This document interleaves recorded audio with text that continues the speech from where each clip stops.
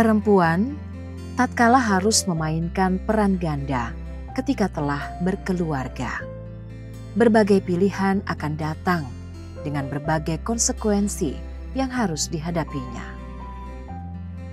Pilihan antara menjadi wanita karir atau fokus mengurus keluarga, atau memainkan peran kedua-duanya. Pilihan itu datang pada Nancy Runturambi. Mimpi yang pernah diukirnya harus ia relakan demi si buah hati. Namun, siapa sangka mimpi yang hampir kandas itu bisa kembali ia gapai melalui usaha rumahan miliknya.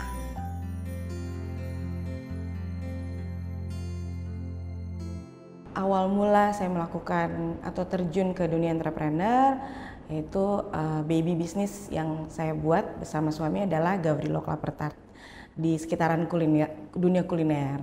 Nah, pertama ya karena saya suka kuenya, dan kedua saat itu saya ingin mencari jalan bagaimana bisa tetap mengurus rumah, mengurus anak, mengurus suami, tapi juga tetap mendapatkan income. Klaper Tart sendiri dari tahun 2012, jadi on and off. Saya mencoba sambil kerja di kantor, sambil bikin Klaper Tart, tapi itu ternyata nggak bisa karena saya bekerja. Terus di sekolah kita punya aturan-aturan etika, tidak boleh menjual ke orang tua gitu. Sementara network saya terbatas, jadi Klaper Tart saat itu vakum. Nah, setelah saya resign, baru Gavrilo Klaper Tart saya aktifkan kembali. Kenapa resign? Tadi alasannya karena mau fokus ke keluarga. Jadi menurut saya saat itu kondisi anak saya, karena saya kebetulan kerja di sekolah swasta, tuntutannya tuh sangat hektik. Jadi anak saya kadang pulangnya tuh jam agak-agak malam ya. Dan menurut saya itu kurang sehat untuk dia. Jadi saya benar-benar harus merelakan karir demi ya untuk rumah tangga dan anak gitu. Jadi tapi saya tetap pengen punya income sendiri gitu, dan saya pengen tahu apakah betul nih perempuan kalau di rumah masih bisa mendapatkan income atau tidak. Yang saya sudah kuasai dari tempat kota sebelumnya adalah Klaper Tart. Saya coba jajakan di kota Ambon, meski awalnya pasti banyak penolakan. Klaper Tart saya itu dibilangnya kayak bubur anak bayi, karena sebelumnya Klaper Tart yang ada di sini tuh teksturnya lebih keras, lebih firm, bisa dipotong. Sementara Klaper Tart yang saya kenal dari kecil itu Klaper Tart yang melt, yang lumer. Jadi awalnya pasti kurang diterima, tapi karena saya konsisten, saya yakin bahwa untuk kue ini ada segmen marketnya gitu. Jadi kritik tetap kami terima, tapi kita juga nggak langsung mundur atau langsung merubah sesuatu. Justru itu akhirnya menjadi keunikan dari produk kami gitu. Jadi sebenarnya background saya sendiri di pendidikan bahasa Inggris, tapi dari mulai tamat itu saya sendiri tidak pernah kerja di pendidikan formal, justru di perusahaan-perusahaan swasta dengan job desk yang sangat jauh dari keguruan. Nah, untuk bisnis atau untuk latar belakang entrepreneur sendiri sama sekali tidak ada, jadi dunia entrepreneur itu benar-benar dunia yang baru. Tantangan atau yang saya hadapi atau tantangan umum sebagai entrepreneur itu pasti resources awalnya, bahan baku gitu. Bahan baku saya utama adalah kelapa. Kelapa pemasukan kalau iklim, apalagi kalau di Ambon kelapanya kebanyakan masuknya dari Seram. Jadi kalau musim hujan, musim angin itu pasti stok kelapanya terbatas. Terus SDM juga untuk mencari partner ya, mencari saya nggak mau bilang bawahan, partner kerja ya, yang sama-sama kita gitu, itu juga sulit. Terus yang paling utama itu menurut saya bukan mengawali usaha, tetapi how to survive. gimana usaha ini tuh bisa survive. Karena kalau memulai nih biasanya banyak gitu ya orang, tetapi mau survive untuk 2 tahun pertama pun itu menurut saya sulit. Sampai benar-benar punya customer yang loyal pun itu sulit banget. Jadi buat saya tantangannya itu gimana survive di tengah tiba-tiba SDM-nya berhenti, tiba-tiba pasokannya terhambat, terus dikomplain customer. Jadi kalau kita nggak punya mental yang benar-benar baja nih, pasti sulit mau survive.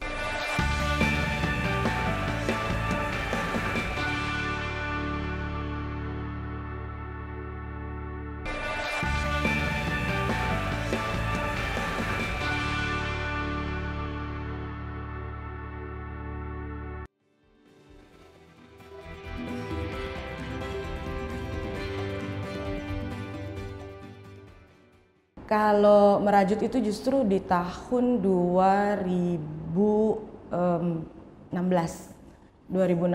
ya. Jadi 2015 ya, ketika saya sudah bertugas menjadi kepala sekolah, saya punya mental health, bisa dikatakan sekarang bahasa trennya gitu ya, dan saya mendapatkan solusi dari Tuhan atau mendapatkan jawaban dari Tuhan itu gimana cara untuk meredakan, karena saya juga nggak biasa minum obat untuk supaya tenang, karena saya harus bolak-balik tugas ke luar kota Ambon dan harus naik pesawat, dan itu sulit sekali untuk menenangkan diri di atas pesawat. Nah ternyata merajut itu membantu saya untuk meredakan anxiety, bahkan untuk meredakan stres-stres yang lain saat itu, kala itu sebagai leader itu sangat ngebantu. Nah akhirnya saya tekuni, justru ketika saya resign, akhirnya saya tekuni, saya mencari pattern-pattern yang bagus, dan saya dapati bahwa merajut itu sebenarnya adalah budaya turunan dari orang Maluku yang lagi tidur suri nih, lagi mati suri. Saat itu belum begitu banyak yang mau menekuni dunia rajut karena menurut mereka mungkin rajut itu kuno.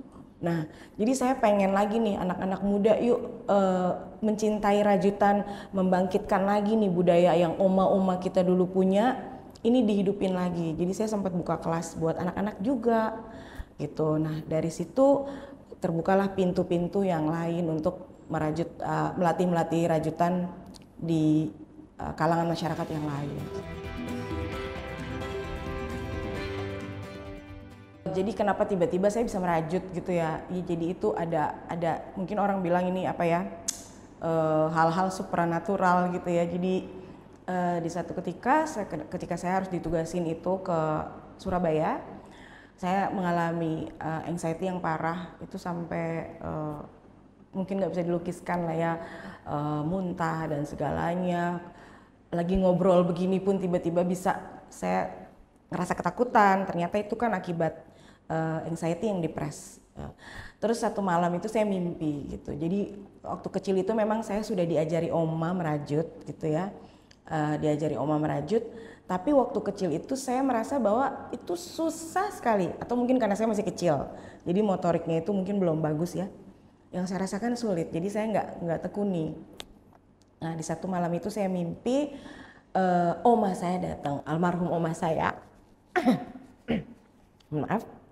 Jadi oma saya itu datang ke mimpi, terus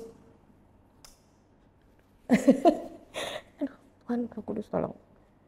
Terus beliau tanya, mana ngana pehak pen gitu. Oma saya Minahasa, jadi di dalam mimpi itu bicaranya pakai bahasa Manado ya. Mana ngana pehak pen yang oma ada kasih gitu. Mana ngana pehak pen yang oma ada kasih gitu. Terus saya cuma jawab, ada oma gitu. Nah mimpinya hanya sampai situ gitu. Terus tapi ketika bangun dari tidur itu saya kok tergerak, kayaknya mesti cari hakpen nih di Ambon. Nah saat itu ada salah satu toko di kota Ambon kebetulan menjual perlengkapan itu. Saya excited banget ketemu, wah ada jarum yang saya cari, hakpen yang saya cari dengan nomor yang dulu oma pernah ajar saya gitu. Tapi seingat saya ini sulit. Saya beli benang, terus saya kembali ke rumah, saya coba lihat YouTube. Dan sebelum saya putar YouTube itu, tiba-tiba tangan saya tahu di mana harus melilitkan benang dan di mana itu bikin chain. Saya tahu bagian itu yang oma saya ajar waktu saya umur 5 tahun. Jadi saya bisa bilang itu cara Tuhan waktu itu nolong saya, mungkin sedang apa ya, mungkin ke arah-arah depresi gitu kan. Jadi itu jawaban dari doa sih. Jadi merajut buat saya menimbul apa ya, punya kesan historis yang jauh lebih apa ya, personal dibandingkan usaha-usaha saya yang lain.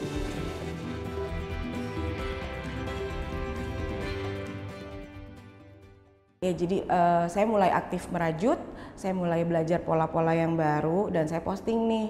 Sampai akhirnya saya dapat orderan dari beberapa teman, rekan, akhirnya temennya teman, temennya teman, temennya saudara, saudaranya temen, kayak gitu-gitu. Itu sampai kirim ke Kalimantan, sampai kirim ke Jakarta, Manado.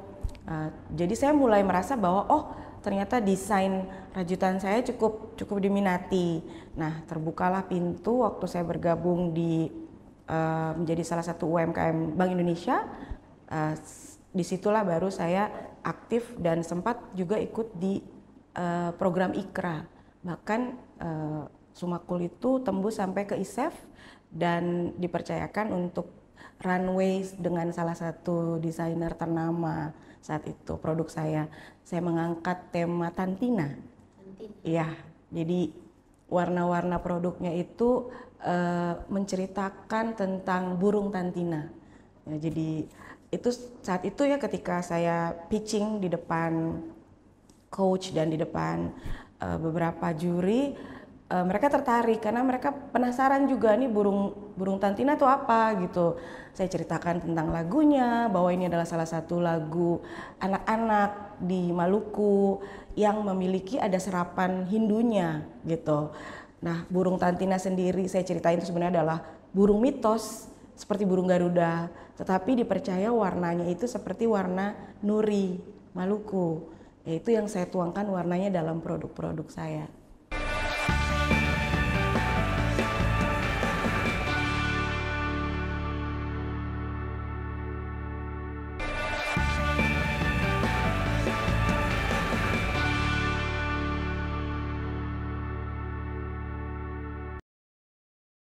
Yang pertama pasti saya ikut program-program yang skalanya nasional gitu, untuk meyakinkan orang bahwa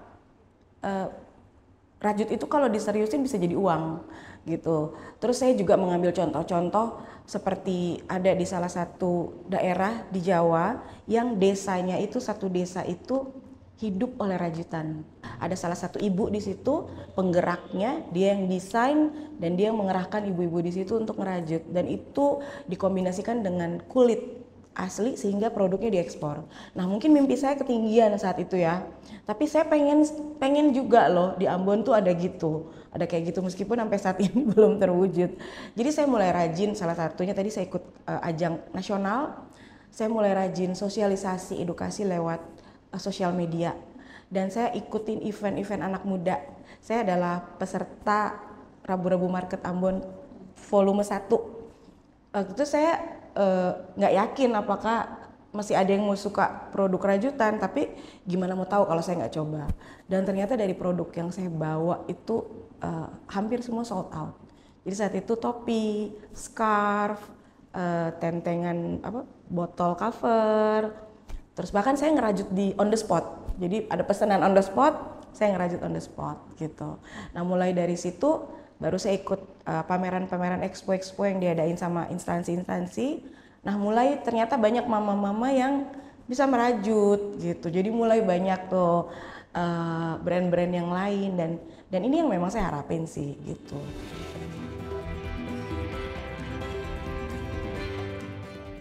Awalnya ya, pertama banget itu kepercayaan yang dikasih sama saya itu tahun 2019 ketika saya diajak sama Dinas Lingkungan Hidup untuk pameran di JCC. Saat itu ada pameran lingkungan hidup se-Indonesia. Kebetulan saya merajut dari plastik, saya merajut dari limbah. Jadi saat itu mantan Kadis DLH saat itu tertarik karena saya bikin clutch, saya bikin topi dari plastik apa kresek kalau belanja kan suka ada bawang bawang putih. Nah itu kan menjadi sampah dan saat itu saya lihat ini kesadaran masyarakat tuh masih kurang soal ini. Saya bisa bikin apa ya? Akhirnya saya olah menjadi benang plastiknya, saya bentuk jadi benang dan saya rajut. Nah itu saya diajak sama DLH ke Jakarta untuk acara pameran itu gitu. Di situ saya juga kebagian untuk mensosialisasikan produknya, terus beberapa ada yang tertarik gitu ya. Nah dari situ baru saya merasa bahwa oh iya ternyata merajut ini banyak manfaatnya, bukan hanya uang, bukan hanya kesehatan mental aja. Dari situ ada peluang lagi saya diajak sama yang pertama kali itu ibu-ibu dari Persib.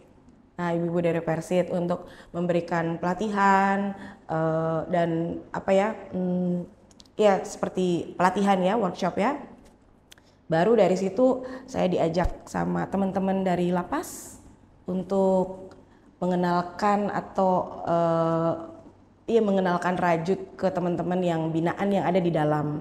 Jadi teman-teman yang di dalam itu sebenarnya udah ada yang bisa ngerajut, tapi mereka mungkin lost di cara baca pola, cara gimana ngatur benang atau pemilihan benang. Nah itu yang saya berikan juga ke teman-teman di situ. Karena mereka punya banyak waktu, menurut saya sangatlah depressing, ada di dalam satu tempat nggak boleh kemana-mana. Jadi saya mengencourage, ayo ibu-ibu, yuk sambil ngerajut supaya saat keluar dari sini ada skill yang dibawa. Dari situ saya diajakin lagi sama ibu-ibu dari pemberdayaan perempuan, penyintas dan Yayasan Lapan untuk ketemu sama teman-teman atau ibu-ibu yang penyintas KDRT. Nah, saya kenalkan juga di situ karena saat itu isunya di area-area tertentu ibu-ibunya suka berantem. Mungkin karena udah stres. Jadi suka kalau udah selesai masak biasanya duduk-duduk, akhirnya berujung dengan berkelahi. Nah, jadi Yayasan Lapan juga dengan teman-teman dari pemberdayaan perempuan ini nyari apa ya kegiatan yang murah, bisa dilakukan di mana aja dan mereduce angka berkelahi ini gitu. Nah, akhirnya saya diajak kolaborasi. Setelah acara itu berlangsung saya nanya juga feedbacknya, ada nggak efeknya? Ternyata ada efeknya gitu, karena memang rajutan ini kalau belum selesai nih kita bisa berjam-jam tanpa sadar gitu. Jadi itu sedikit mengurangi kecemasan masyarakat ya problema. Jadi buat saya tidak usah muluk-muluk, hal-hal yang kecil seperti ini kalau memang bermanfaat buat masyarakat ya saya akan terus bergerak sih.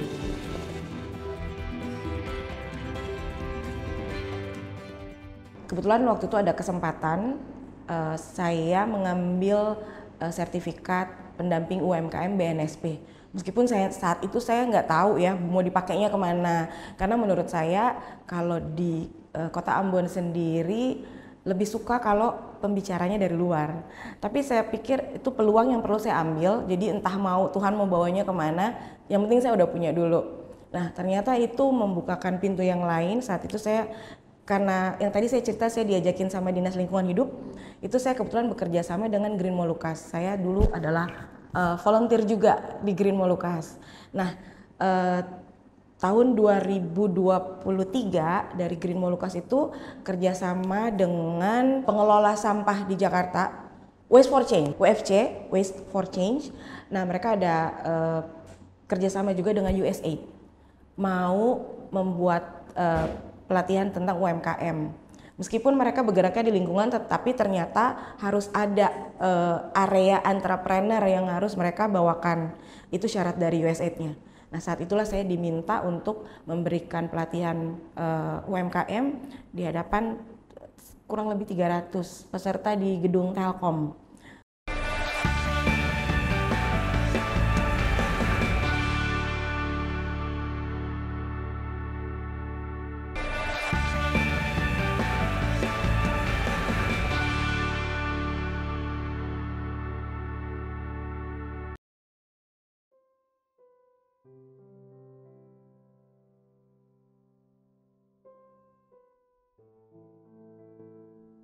ketika saya resign itu sebenarnya kan bukan sesuatu yang mudah gitu. Itu mengorbankan karir ya. Selain karir, mengorbankan kecintaan saya akan dunia anak-anak gitu. Tapi saat itu saya punya tanggung jawab yang lain dulu nih. Jadi saat itu saya memutusin untuk saya meninggalkan itu dulu. Saya nggak mikir sih saat itu bakal balik lagi ke dunia mengajar, ketemu anak-anak lagi. Saya jalani dulu tanggung jawab saya, ternyata karena customer yang baik hati gitu, jadi omset saya baik, saya punya saving, dan Kelaper Tart ini yang membuka pintu untuk saya jadi menjadi narasumber, saya bicara lagi depan orang, jadi saya mengajar lagi, dan saya punya saving itu tidak terlepas dari customer yang benar-benar luar biasa ya. Saya dengar tanggapan orang, oh punya customer begini-begini, tapi customer saya tuh yang menghujani saya dengan begitu banyak berkat. Saya rasa itu berkat yang nggak bisa diukur dengan materi. Sampai saya akhirnya bisa punya saving untuk ngebuka English course dan ketemu lagi sama dunia yang saya rindukan lagi. Dari ketiga usaha yang saya miliki, mungkin orang akan berpikir saya ngejar uang sekali gitu. Tapi sebenarnya ini adalah bentuk pelayanan, karena buat saya ada pelayanan-pelayanan lain di luar mimbar gitu. Dan ini selagi saya masih bisa, selagi saya masih kuat, Tuhan pakai kemana itu yang akan saya lakukan. Dan memang ternyata Tuhan bukakan di dunia-dunia lewat bisnis-bisnis yang tadi gitu, bahwa bagaimana memberdayakan orang lain, bagaimana saya bisa mengangkat juga orang lain dan mempekerjakan, bagaimana saya juga bisa menerima anak-anak yang bahkan mungkin orang tuanya kurang dari mampu, itu kita juga bisa bantu gitu. Dan saya percaya itu akan berdampak jauh. Satu orang yang kita tolong itu rantainya bakalan besar sekali. Jadi saya percaya bahwa ini adalah jalan yang Tuhan berikan buat saya untuk memakai hidup saya bermanfaat. Tapi kembali lagi bahwa dunia entrepreneur bukan hal yang mudah, dunia yang gampang, ini dunia yang keras, dunia yang tough. Oleh karena itu saya selalu ingat bahwa ketika terjun ke satu bidang, selalu ingat faktor why atau faktor Y-nya. Why? Kenapa kita terjun ke bidang ini? Alasannya apa? Itu yang bakal bikin kita maju terus. Kalau kita cuma sekedar punya uang, terus tidak tahu mau dikelola jadi apa, ketika ketemu dengan rintangan itu pasti kita cepat stop. Tapi kalau kita punya akar yang kuat, punya faktor why-nya itu pasti mau badai, rintangan apapun, kita bakal maju jalan terus. Jadi ketahui, kenali, dan faktor why yang kita punya.